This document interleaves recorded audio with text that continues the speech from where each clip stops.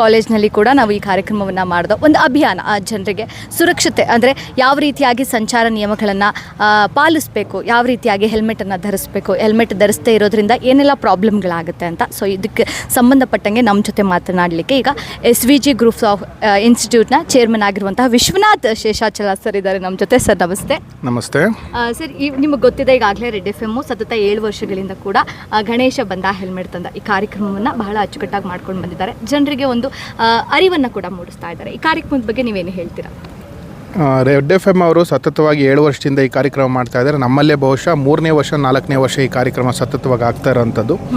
So ಈ ಕಾರ್ಯಕ್ರಮ ಬಹಳ ಅವೇರ್ನೆಸ್ ಕ್ರಿಯೇಟ್ ಮಾಡೋದ್ರಲ್ಲಿ ಸಕ್ಸಸ್ಫುಲ್ ಆಗಿದೆ ಅಂತಲೇ ಹೇಳ್ಬೋದು. ಹೆಲ್ಮೆಟನ್ನು ಗಣೇಶನಿಗೆ ಲಿಂಕ್ ಮಾಡೋಂಥ ತುಂಬ ಕ್ರಿಯೇಟಿವ್ ಐಡಿಯಾ ಇದು. ತುಂಬ ಜನಕ್ಕೆ ಈ idea ಬಂದಿರೋದಿಲ್ಲ.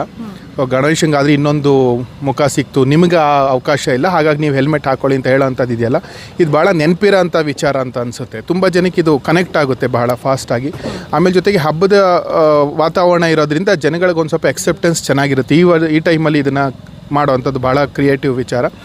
As it is red FM social concern ಕಾರ್ಯಕ್ರಮಗಳನ್ನು ಮಾಡೋದಕ್ಕೆ ಬಹಳ ಹೆಸರುವಾಸಿ.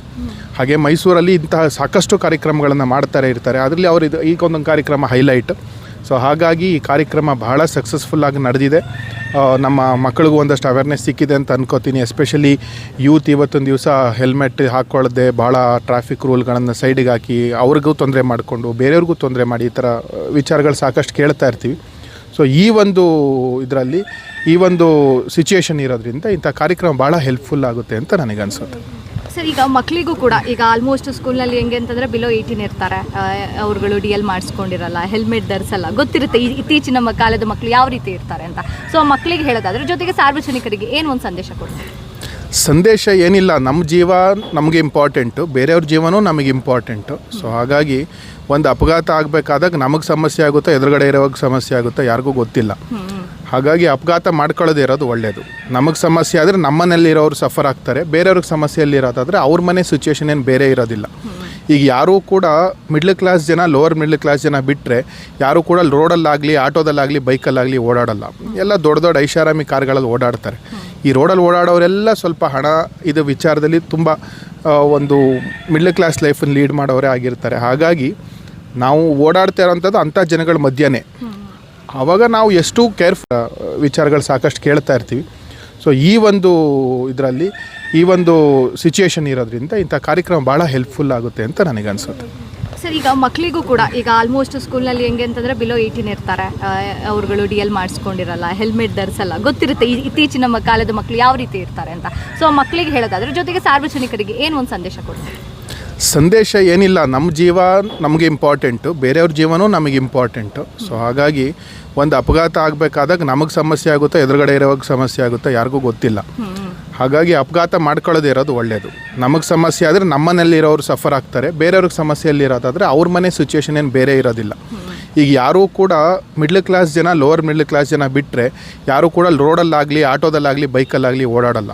ಎಲ್ಲ ದೊಡ್ಡ ದೊಡ್ಡ ಐಷಾರಾಮಿ ಕಾರ್ಗಳಲ್ಲಿ ಓಡಾಡ್ತಾರೆ. ಈ ರೋಡಲ್ಲಿ ಓಡಾಡೋರೆಲ್ಲ ಸ್ವಲ್ಪ ಹಣ ಇದು ವಿಚಾರದಲ್ಲಿ ತುಂಬ ಒಂದು ಮಿಡ್ಲ್ ಕ್ಲಾಸ್ ಲೈಫನ್ನು ಲೀಡ್ ಮಾಡೋರೇ ಆಗಿರ್ತಾರೆ. ಹಾಗಾಗಿ ನಾವು ಓಡಾಡ್ತಾ ಇರೋಂಥದ್ದು ಅಂಥ ಜನಗಳ ಮಧ್ಯನೇ. ಆವಾಗ ನಾವು ಎಷ್ಟು ಕೇರ್ಫುಲ್ಲಾಗಿ ಓಡಾಡ್ತೀವಿ ಅಷ್ಟು ಒಳ್ಳೆಯದು. ಜೋಶ್ ಒಳ್ಳೆಯದು. ಆ ಜೋಶನ್ನು ಈ ರೋಡ್ ಮೇಲೆ ತೋರ್ಸೋಕೆ ಹೋಯ್ತು ಅಂತ ಹೇಳಿದ್ರೆ ಅದು ಬಹಳ ಸಮಸ್ಯೆ, ದೊಡ್ಡ ಸಮಸ್ಯೆಗಳಿಗೆ ಲೀಡ್ ಮಾಡುತ್ತೆ. ಇಡೀ ಜೀವನದಲ್ಲಿ ಜೋಶ್ ಕಳ್ಕೋಬೇಕಾಗುತ್ತೆ. ಹಾಗಾಗಿ ರೋಡಲ್ಲಿ ಸೇಫ್ಟಿ ಇಂಪಾರ್ಟೆಂಟ್ ಅನ್ನೋದನ್ನು ಪ್ರತಿಯೊಂದು ಕಾಲೇಜು, ಸ್ಕೂಲ್ ಕಾಲೇಜುಗಳಲ್ಲಿ ಕೂಡ ಮನವರಿಕೆ ಮಾಡಬೇಕು. ಹಾಗೆ ಈ ಥರ ಕಾರ್ಯಕ್ರಮಗಳನ್ನು ಅತಿ ಹೆಚ್ಚು ರೆಡ್ FM ಅವರನ್ನು ನೋಡಿ ಮೋಟಿವೇಟ್ ಆಗಿ ಬೇರೆಯವರು ಕೂಡ ಇಂಥ ಕಾರ್ಯಕ್ರಮಗಳನ್ನು ಅತಿ ಹೆಚ್ಚು ಮಾಡಬೇಕು ಅಂತ ನನಗೆ ಅನಿಸುತ್ತೆ. Okay, thank you so much sir. ನೋಡಿದ್ರಲ್ಲ ವೀಕ್ಷಕರೇ, ಪ್ರತಿಯೊಬ್ಬರು ಕೂಡ ಹೆಲ್ಮೆಟನ್ನು ಧರಿಸೋದು ಜೊತೆಗೆ ಸಂಚಾರ ನಿಯಮಗಳನ್ನು ಪಾಲಿಸೋದು ಬಹಳ ಅಗತ್ಯ. ಯಾಕೆ ಅಂತ ಅಂದರೆ ಇತ್ತೀಚಿನ ದಿನಗಳಲ್ಲಿ ಹೆಚ್ಚಾಗಿ ಅಪಘಾತಗಳು ಸಂಭವಿಸ್ತಾ ಇವೆ. ಅದನ್ನು ತಡೆಗಟ್ಟೋದು ನಮ್ಮ ಕೈಯಲ್ಲೇ ಇದೆ. ಸೊ ನಾವು ಎಚ್ಚರಿಕೆಯಿಂದ ಗಾಡಿಯನ್ನು ಓಡಿಸಿದ್ರೆ ಸೊ ಅದು ಇನ್ನೊಬ್ಬರಿಗೂ ಕೂಡ ಅನುಕೂಲವಾಗುತ್ತೆ. ಇದನ್ನು ಹೇಳ್ತಾ ಈ ಕಾರ್ಯಕ್ರಮವನ್ನು ಇಲ್ಲಿಗೆ ಮುಗಿಸ್ತಾ ಇದ್ವಿ. ನೋಡ್ತಾ ಇರಿ ಈಡನ್ಸ್ ನ್ಯೂಸ್, ನಿಮ್ಮೊಂದಿಗೆ ನಾವಿದ್ದೇವೆ. ಗಣೇಶ ಬಂದ ಹೆಲ್ಮೆಟ್ ತಂದ, ಗಣೇಶ ಬಂದ ಹೆಲ್ಮೆಟ್ ತಂದ, ನಿಮ್ಮ ನಿರ್ಲಕ್ಷ್ಯವೇ ಅಪಾಯ ಎಂದ, ತಲೆಗೆ ರಕ್ಷಣೆ ಶಿರಸ್ತ್ರಾಣದಿಂದ, ವಾಹನ ಚಲಾಯಿಸಿ ಜವಾಬ್ದಾರಿಯಿಂದ ಬಂದ ಬಂದ ಗಣೇಶ ಬಂದ ಹೆಲ್ಮೆಟ್ ತಂದ. ಟೂ ವೀಲರ್ ಓಡಿಸುವಾಗ ಹೆಲ್ಮೆಟ್ ಅನ್ನ ಕಡ್ಡಾಯವಾಗಿ ಧರಿಸಿ, ಯಾಕೆಂದ್ರೆ ಗಣೇಶನ ತಲೆ ತರ ನಿಮ್ಮ ತಲೆ ವಾಪಸ್ ಬರಲ್ಲ. ಇದೇ ಸೆಪ್ಟೆಂಬರ್ 9ರಿಂದ 14ರವರೆಗೆ ರೆಡ್ FM RJs ಜೊತೆ ಸೇರಿ ಹೆಲ್ಮೆಟ್ ಹಾಕುವ ಪ್ರಾಮಿಸ್ ಅನ್ನ ನೀವು ಮಾಡಿ. ಈ ಪಬ್ಲಿಕ್ ಅವೇರ್ನೆಸ್ ಇನಿಷಿಯೇಟಿವ್ ನಲ್ಲಿ ಭಾಗಿಯಾಗಿ. ಹೆಚ್ಚಿನ ಮಾಹಿತಿಗಾಗಿ ಸೂಪರ್ ಹಿಟ್ಸ್ 93.5 ರೆಡ್ FM ಕೇಳಿ ಮಸ್ತ್ ಮಜಾ ಮಾಡಿ. ಮಸ್ತ್ ಮಜಾ ಮಾಡಿ.